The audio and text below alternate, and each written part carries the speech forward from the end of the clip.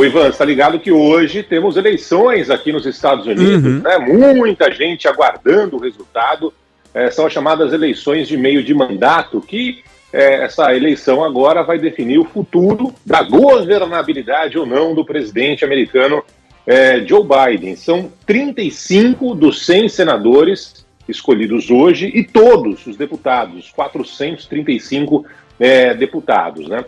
Tem uma curiosidade dessa eleição chamada de meio de mandato, né? Porque exatamente na metade do mandato do presidente, né, seja ele qual presidente for, que é a seguinte: normalmente, quase sempre, o presidente que está no poder, o partido do presidente, perde essa eleição. É curioso, né? Porque tivemos tanta história ao longo de 160 anos do voto aqui nos Estados Unidos, e em raríssimas oportunidades, o partido do presidente que está no poder venceu essa eleição de meio de mandato. E ao que tudo indica, o partido do presidente americano Joe Biden, o Partido Democrata, vai perder as eleições para o Partido Republicano, que ao que tudo indica vai assumir o controle da Câmara aqui dos Representantes, a Câmara dos Deputados, e no Senado ainda está uma briga, né, uma disputa muito grande. Aí tem algumas características, né, que chamam a atenção aqui dessa eleição americana, de relações próximas com a eleição do Brasil, que acabou de terminar, né? Algumas que são completamente diferentes. Por exemplo, hoje aqui não é feriado, é um dia normal, então as pessoas vão trabalhar e aí alguma escapadela vão votar, né? Não tem aula, por exemplo, nas escolas, porque as escolas são utilizadas, como no Brasil, como colégios eleitorais, mas as pessoas têm um dia normal de trabalho, não há nenhuma exceção para quem tiver interesse em votar. Aí tem algumas características que estão muito parecidas com o processo que a gente está acompanhando no Brasil, que é a seguinte: desde o evento Donald Trump aqui nos Estados Unidos, né, quando ele simplesmente não aceitou o resultado das urnas, com a vitória comprovada de Joe Biden, muitos políticos do partido de Trump, o Partido Republicano, estão dizendo por aqui que não vão aceitar os resultados das urnas caso o resultado não seja a vitória dele, desse político, desse candidato.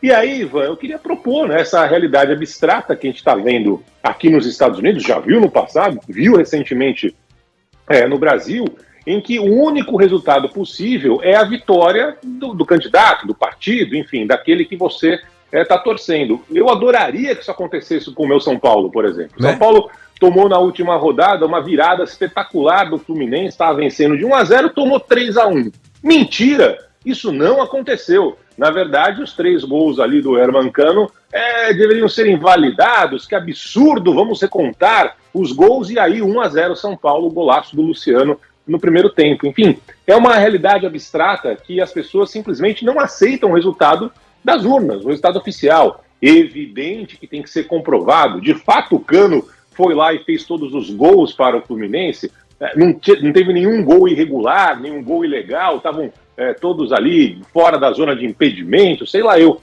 Mas depois que o juiz apita, encerra o jogo, né, teve ali uma arbitragem, às vezes polêmica e tal, discussão durante a campanha, vai saber durante o jogo, cartão amarelo para cá, cartão vermelho para lá, sei lá, aconteceu, mas no final acabou, né?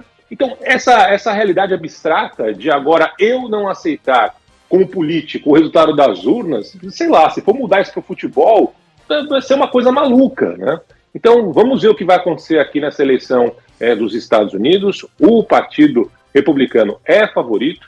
Agora, é aquela história, né? Eleição e bumbum de bebê, a gente só sabe depois que as urnas são abertas. Então, vamos ver na prática. E diferente do Brasil, Ivan, a gente não vai saber o resultado logo mais à noite, não. Semanas vai demorar, né? Durar aqui as apurações, viu, Ivan? O triste, Barão, é que você fala de realidade abstrata, né? Mas passa a se tornar uma realidade concreta, né? Porque a pessoa vem e fala, de fato, né? Eu não vou aceitar. Se eu não ganhar, eu não vou aceitar. Tem uma outra característica legal aí dessas eleições, né? Que como os estados aí nos Estados Unidos, eles são autônomos, eles têm também, eles aproveitam para propor referendos, né, levar outras discussões para serem votadas também, e aí tem um monte de assuntos sendo discutido, claro, obviamente, a Câmara, né, é a coisa mais importante, né, republicanos, democratas, mas tem estado decidindo sobre maconha, sobre aborto, sobre trabalho na prisão, né, os estados aproveitam também as eleições para decidirem suas coisas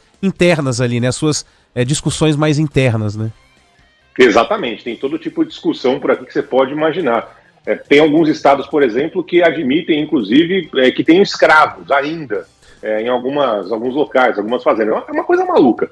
E assim, as eleições por aqui já começaram há muito tempo em alguns estados também, né? Então não é que hoje o pessoal pode votar. Há semanas tem a possibilidade de votar. É muito diferente do Brasil, mas nesse sentido de não vou aceitar, né, o que der nas urnas, se não for a minha vitória, essa realidade a gente já viu em outros carnavais. Só para terminar, o ex-presidente Donald Trump, que é, sem dúvida nenhuma, o principal nome do Partido Republicano, ontem, durante o último comício de campanha, tentando incentivar o voto nos candidatos republicanos, o Trump disse que no próximo dia 15, portanto, na semana que vem, né?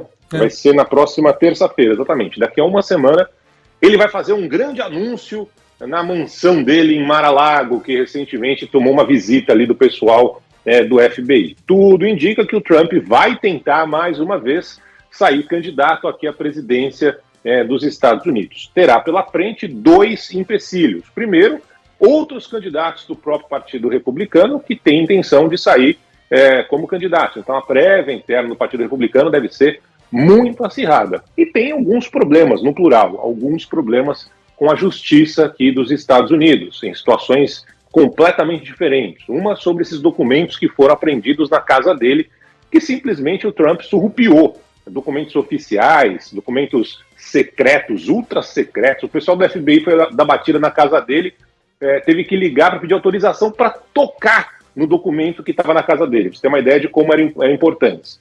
E além disso, as empresas do Trump aqui em Nova York estão sendo alvo de uma ação por parte do Ministério Público, dizendo que ele surrupiou, deu um saragolé nas contas e tudo mais. Enfim, vamos ver o que vai acontecer daqui para frente, mas tudo indica que Donald Trump vem mais uma vez para tentar ser candidato à Casa Branca aqui nos Estados Unidos.